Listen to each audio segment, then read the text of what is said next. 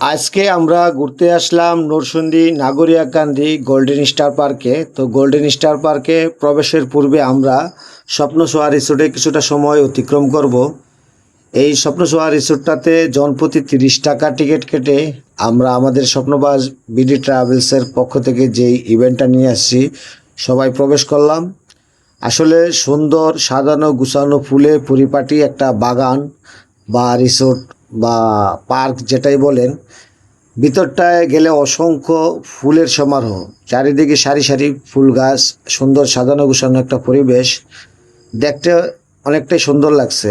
আর যারা কন্টেন্ট করেন বা ভিডিও বানান বা টিকটক করেন তাদের জন্য জায়গাটা একটা আদর্শ জায়গা, কারণ সুন্দর সমারোহ, ফুলের সৌন্দর্য মিশ্রিত একটা সুন্দর জায়গা, একেবারে নিরিবিল পরিবেশ, অসংখ্য গাছগাছালি এবং সুন্দর এই দর্শনার্থীদের জন্য ফটো সেশনের ব্যবস্থা আছে।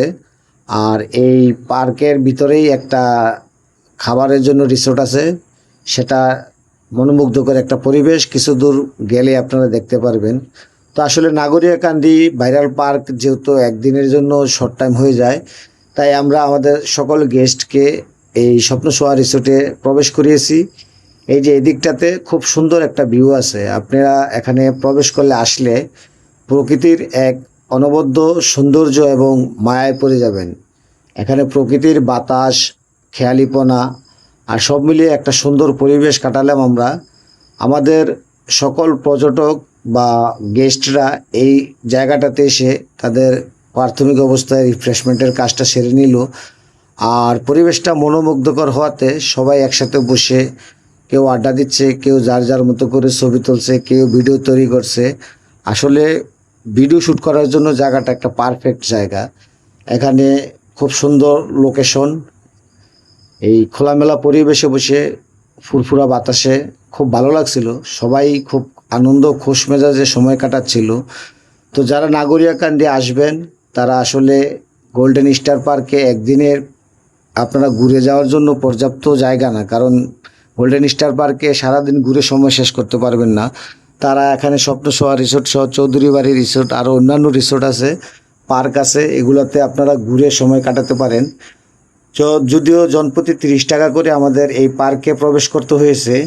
এই পার্কের ফুল গাছ, বনজ গাছ এবং পার্কের সৌন্দর্য আমাদেরকে আকর্ষণ করেছে। সুন্দর জবা ফুলের সমারোহ, অন্যান্য নাম না জানা আরও অনেক ফুল গাছ, পাতাবাহার গাছ, সব মিলিয়ে পার্কের পরিবেশটা আমাদের কাছে অনেক সুন্দর লেগেছে। তো আমাদের পরামর্শ, যারা নাগরিয়াকান্দি গোল্ডেন পার্কে আসবেন তারা অবশ্যই মাথায় রাখবেন যে একসাথে 2টা বা 3টা রিসোর্ট ঘুরে আপনারা সারাদিনের জন্য সময়টা অতিক্রম করতে পারবেন।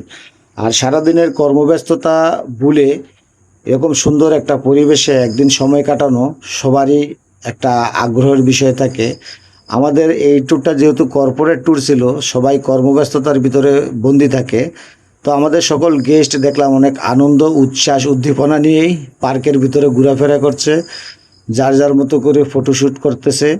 তো এক কথায় যারা ফটো শ্যুট করতে চান বা কন্টেন্ট করতে চান তাদের জন্য জায়গাটা খুবই আদর্শ জায়গা, কারণ এখানে ফটোশ্যুট করার মতো এবং ফটো তোলার মতো সুন্দর সুন্দর অনেক পয়েন্ট আছে। যদিও আমি সবগুলো পয়েন্ট টাচ করতে পারিনি গেস্টের চাপে এবং গেস্টদের সময় দেওয়ার জন্য। তো আপনারা যারা